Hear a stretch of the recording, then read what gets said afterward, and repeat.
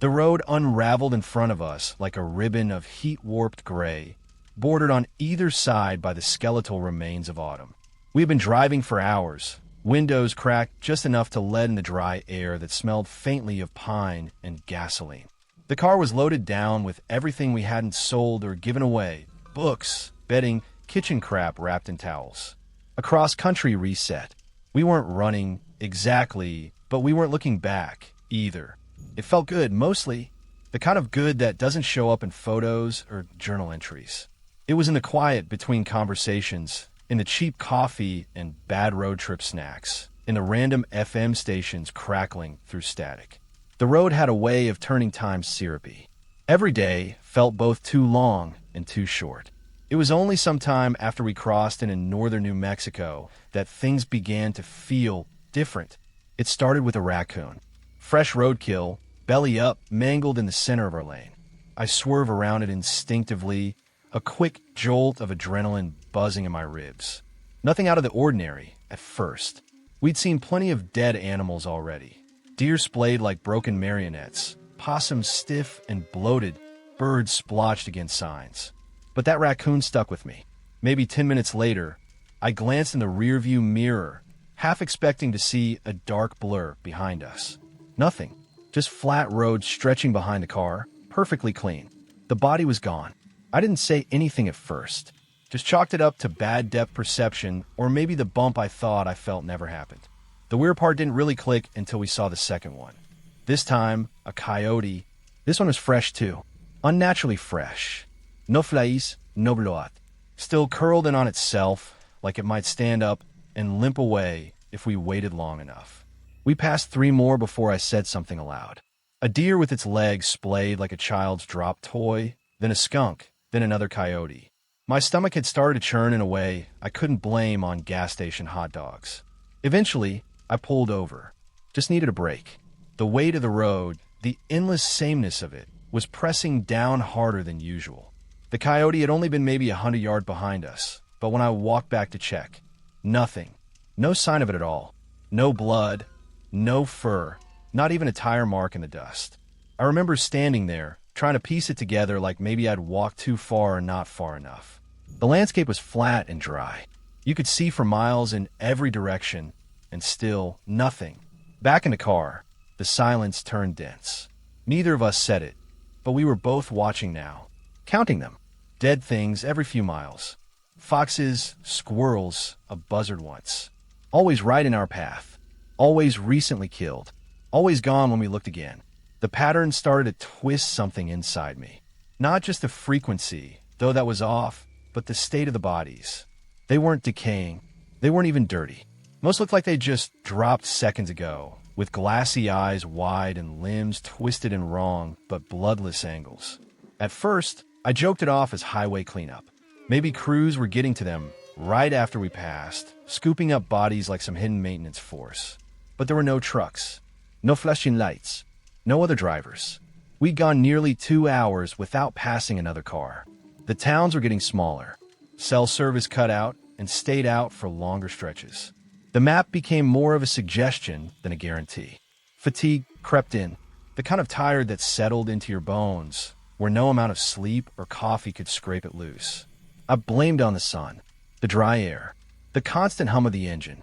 But there was something else, something just out of sight, a pressure I couldn't name. My partner started getting nervous, eyes darting more often to the side view mirrors, picking at fingernails. I kept telling myself we were just worn out, road warped. It happens. Minds get fuzzy when surrounded by too much empty space. Then came the possum. We were cutting through a stretch of scrubland, nothing but sun-bleached fences and dry brush, when I saw it up ahead. At least I think I did. A flash of movement in the center of the road. Something small. I tapped the brakes, squinting through the glare on the windshield. There it was, right in the middle of our lane. A possum, gray and motionless except for its eyes. It was staring straight at me. The thing about roadkill is that it doesn't look back. It doesn't make eye contact. But this thing did, or it seemed to.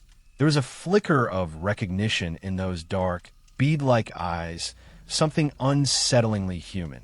I swerved hard, the tires shrieking just a little on the hot pavement. We missed it by inches. My heart was hammering in my throat. When I looked in the mirror, of course, it was gone. No blood, no body, no sign of anything.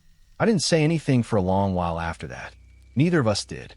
Just the sound of the tires on the road and the wind hissing through the cracked windows. The quiet was louder than it should have been. Somewhere in the distance, a shape moved across the road, too far to see clearly. I blinked and it was gone. That night, we didn't talk much when we stopped to sleep. The motel room smelled like stale carpet and bleach, and even with the curtains drawn tight, I kept waking up thinking I heard something on the roof. A soft thump, a dragging sound. I told myself it was tree branches, but the motel didn't have any trees. The sun was dipping low behind the jagged Arizona horizon, bleeding orange into the sky and casting long, skeletal shadows across the desert brush. The Tulane highway we'd been following had narrowed, crumbling at the edges where the sand had started reclaiming the asphalt. The air inside the car was thick and metallic from too many hours of road and not enough conversation. We hadn't spoken much since the possum. The silence between us was no longer companionable. It had calcified into something heavier, a shared unease neither of us wanted to name. I kept my eyes fixed on the road, trying not to think about the way every mile marker looked like the last or how I hadn't seen another car in hours. That's when it happened. There was a thud, a sharp, solid jolt that slammed through the front end of the car and sent a shockwave straight through the steering wheel. The tires screamed. The seatbelt locked across my chest as I braked instinctively, the car lurching violently before skidding to a crooked stop on the side of the road. For a second, the only sound was the ticking of the engine as it cooled. My pulse thundered in my ears. I sat frozen for a beat, trying to catch up to what just happened. Then came the realization we hit something. Something big. I opened the door slowly, the creak of the hinge slicing through the stillness like a knife. The desert around us had gone eerily quiet, like even the insects were holding their breath. The front of the car was wrong. There was no fur tangled in the bumper, no mangled legs or broken antlers, no body at all, only a smear of something deep and red streaking across the hood, already drying in the dusk air. And feathers. Not the kind you see scattered from roadkill birds. These were long, sharp-edged, and dark as oil. Some were stuck in the grill like knives. One was bent, snapped at the base. There was no logical explanation. An animal that large, deer-sized, at least, should have left something behind. A trail, a body, blood on the road. But there was nothing. Just us, the car, and the slow crawl of dusk bleeding over the horizon. We checked everything. Crawled under the chassis, circled the vehicle more than once, scanned the roadside and into the brush beyond, where the tall grass shimmered like water under the dying sun. Not even a drag mark in the dirt, not even a footprint. It didn't make sense. Still trying to shake the ringing in my ears, I popped the hood.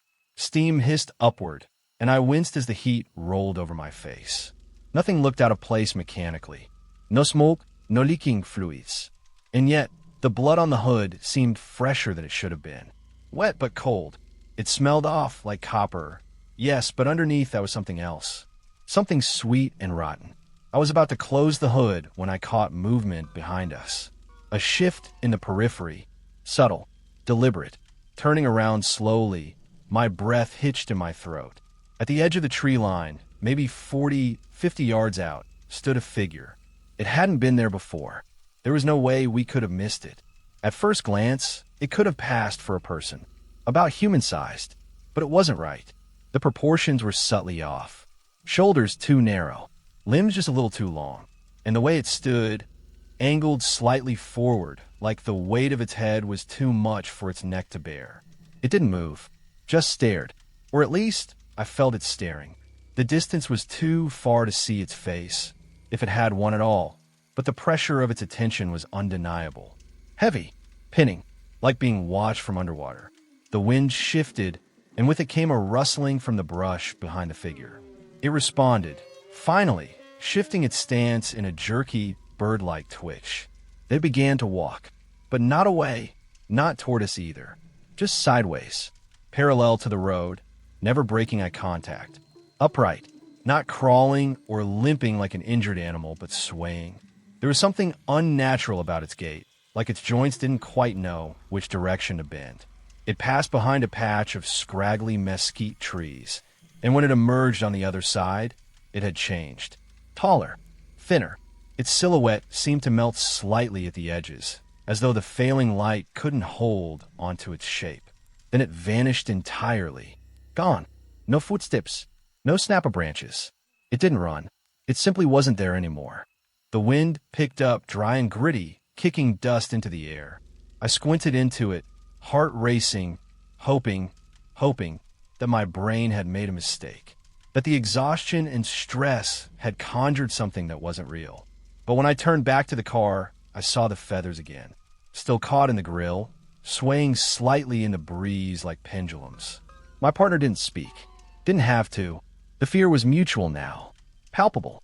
We both felt it settling into the space between us like smoke. When we got back in the car, the seats had gone cold. The air inside smelled faintly of wet earth and something sour.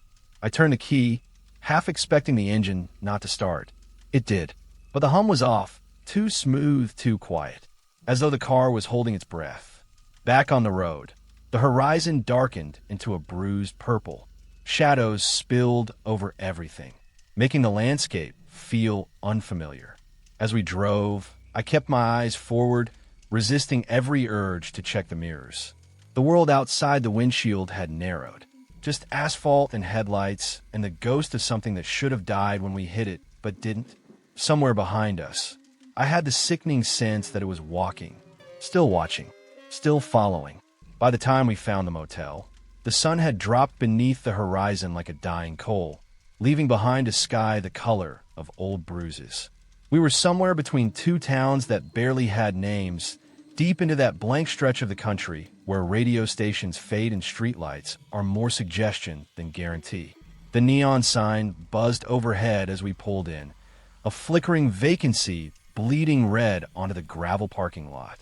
The place looked like it had been lifted straight from a forgotten postcard. 10 doors in a straight line, each with peeling numbers and warped wooden steps, a vending machine wheezing in the corner like it was on life support. The office was lit by a single yellow bulb that cast more shadow than light. Inside, the man at the desk barely looked up. His face was cratered with time, his skin pale and waxy under the humming light. He slid the room key across the counter like it weighed more than it should. Number 6. The brass tag was dented and cold in my palm. He only spoke as we turned to leave.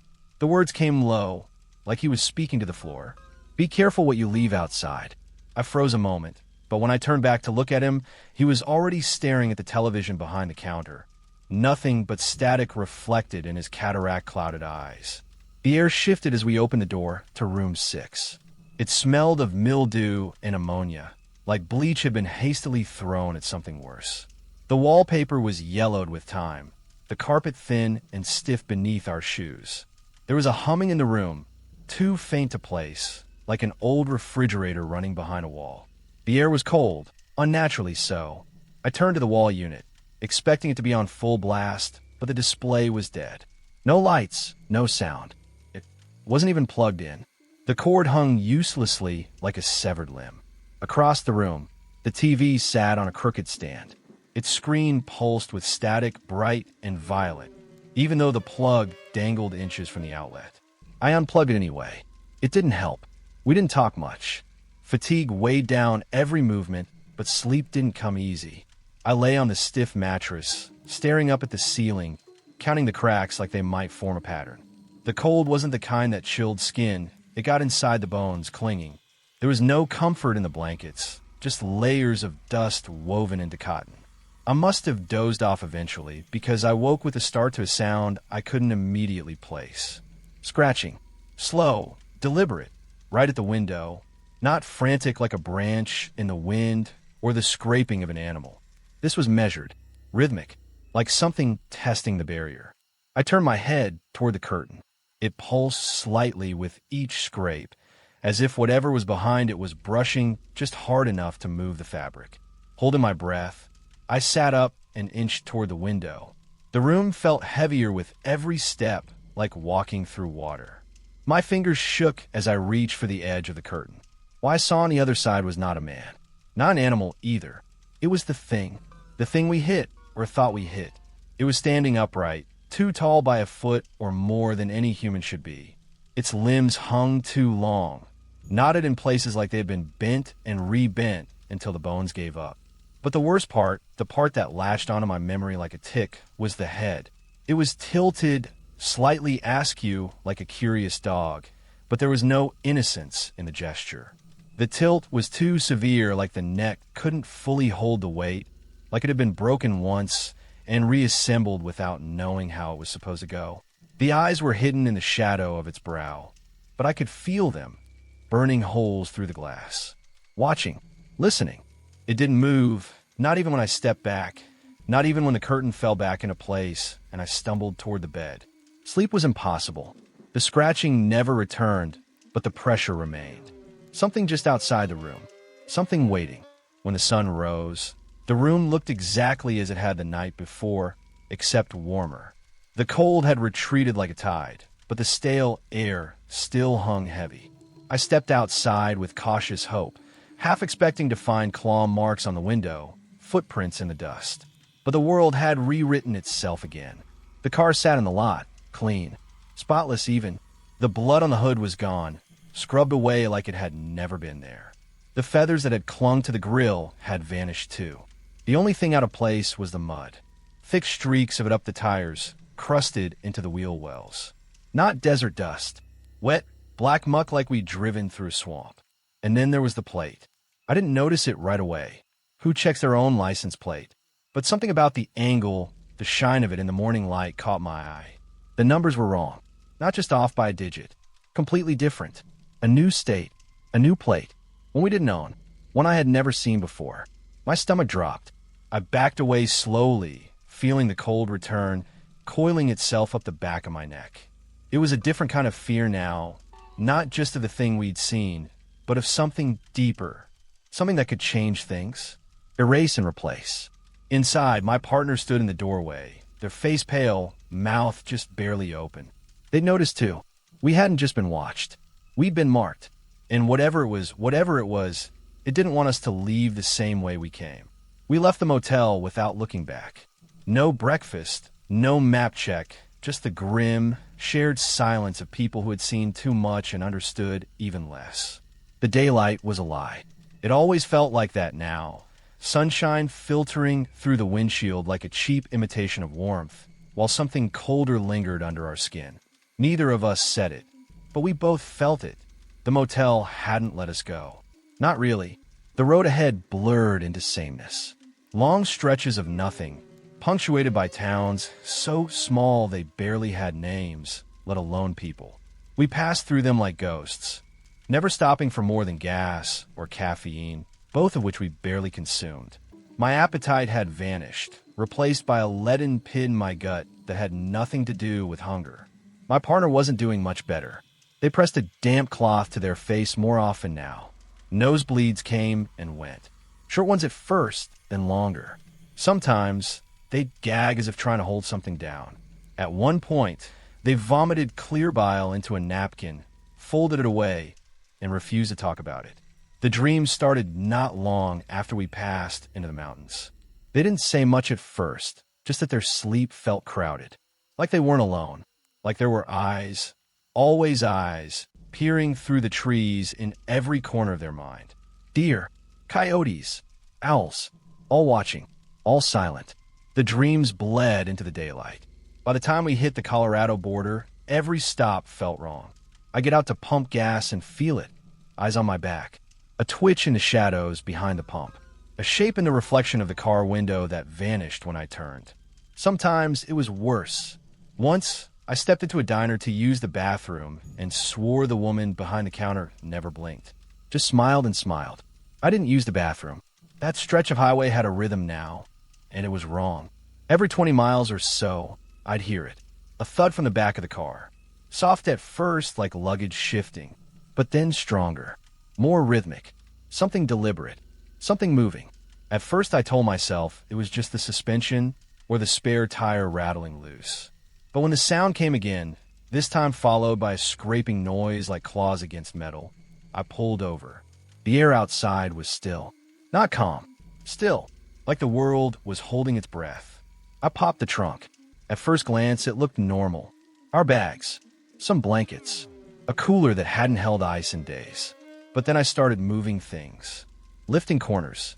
Peeling back fabric. The smell hit first. Vet fur. Copper. Rot. Beneath a blanket, we found the mess. Feathers, matted and black. Antlers, one snapped at the base. Fur, gray and slick with some kind of film that shimmered when the light hit it wrong. None of it belonged together. It wasn't a dead animal. Not one that had ever lived. It was like something had gathered pieces of the roadkill we'd seen and mashed them together into a tribute or a warning. The worst part wasn't the fur or the smell. It was the tooth. My partner picked it up with shaking fingers, holding it between thumb and forefinger like it might bite. It was far too long to be human, twice the size of a molar, but it was human-shaped. The root was still bloody. There were cracks in the enamel, like it had been used over and over again. We dumped it all out at the side of the road, covering it with branches and gravel.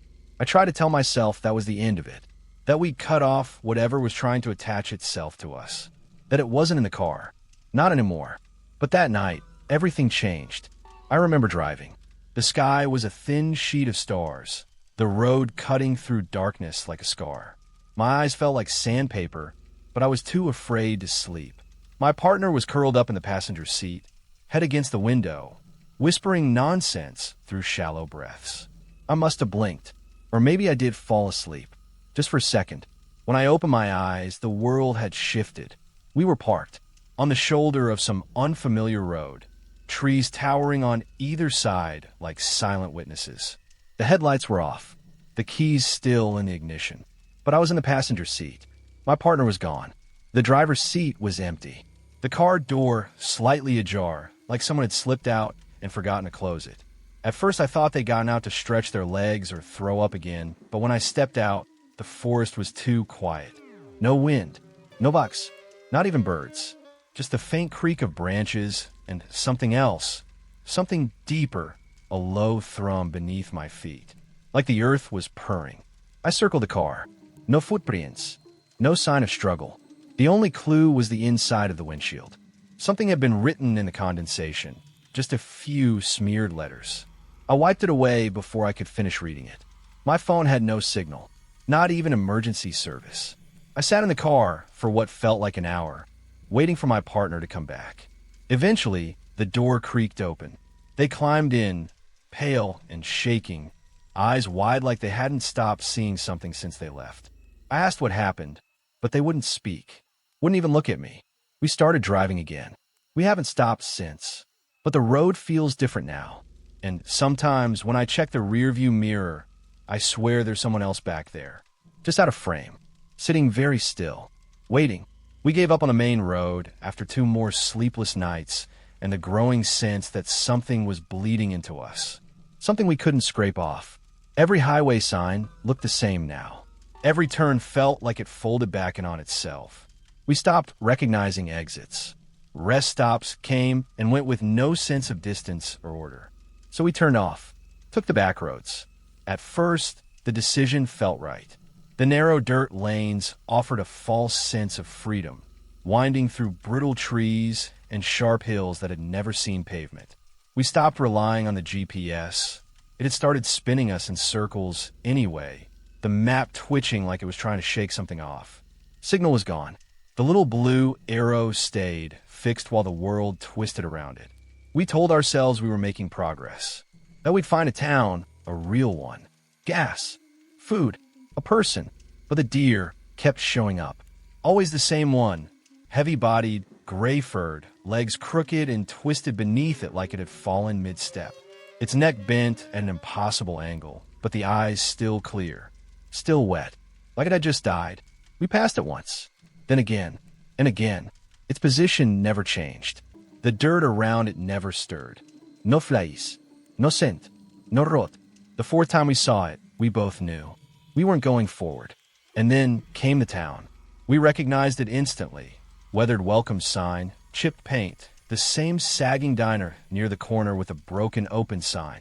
We'd stopped there 2 days ago, hadn't we? Only this time, everything was wrong. The sign was rusted over. The windows were boarded. The gas station had collapsed in on itself, vines choking the pumps. The same buildings, but older. Abandoned, as if we'd never left, or maybe had never arrived the first time at all. By then, the sky had gone too quiet again. No wind, no birds. The road behind us was dust, and the road ahead no longer felt like escape. We saw the motel just after dark. The sign still blinked, but only faintly. One flicker every few seconds, like a dying heartbeat. The parking lot was cracked, overgrown in places where weeds had split the gravel apart. Our room key was still in my coat pocket, still smudged with something dark under the brass number. Room 6 waited for us. Door slightly open, just like we left it. Inside, nothing had changed. The same smell of bleach and mildew. The static on the TV, humming even with no power. The same cigarette burn on the blanket. I opened the drawer beside the bed and found the same map I remembered folding and forgetting days ago. We hadn't escaped. We had never left. The man at the front desk was there too. Older, maybe, eyes sunken further into their sockets. Skin grayer under the light that didn't quite reach him. This time, he didn't ask our name. Didn't even lift his head. He just muttered something low, words I didn't want to hear. Regret coated in something worse. We shouldn't have hit it. That night, the cold returned. Not the kind from a broken heater, but the kind that seeps into your marrow. I felt it deep in my chest as I lay awake, blanket pulled tight, breath fogging in front of my face like I was outside. And then the sound came. Not footsteps, not scratching. It crawled. I heard it long before I saw it. Limbs snapping as they bent in strange, unfamiliar directions. A wet, dragging noise, punctuated by a sound like knuckles cracking one after another, over and over again. Closer, closer. The door hadn't opened, but it was inside. It dragged itself across the carpet in short, jerking bursts, like it was learning how movement worked, each motion wrong in ways I didn't have words for. When it reached the bed, it paused. I held my breath, trying not to shiver. Its presence soaked the air. I turned toward my partner. They were gone. No indentation in the sheets. No warmth. Just a slight impression of where they might have been. A damp spot on the pillow. The blanket folded back like someone had slipped quietly into the dark. I ran, or tried to. The car door was already open, swinging slightly as if someone had stepped out moments before. I climbed in, jammed the key into the ignition, and turned. Nothing. Not even a click. The dashboard was coated in dust, like the car had been sitting for years. And there, resting on the steering wheel, was a single feather. Long black, curved like a question mark. Behind me, something breathed. It said my name.